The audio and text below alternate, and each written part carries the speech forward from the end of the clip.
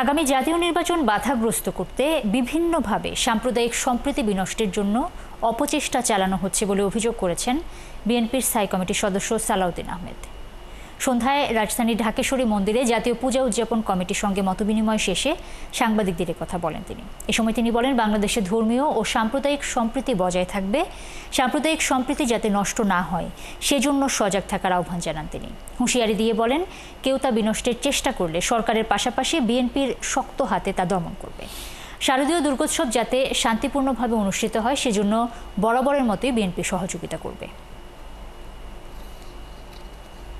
বাংলাদেশের বর্তমান পরিস্থিতি আমরা যেটা লক্ষ্য করছি, বিভিন্নভাবে সাম্প্রদায়িক সম্প্রীতি বিনষ্টের জন্য কিছু চক্রান্ত গড়ে উঠছে।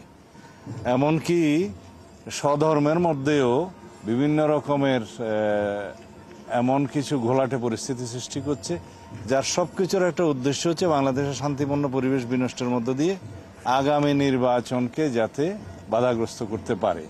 এটা সব কিছুর সাথে কিন্তু বাংলাদেশের গণতান্ত্রিক প্রশ্ন জড়িত।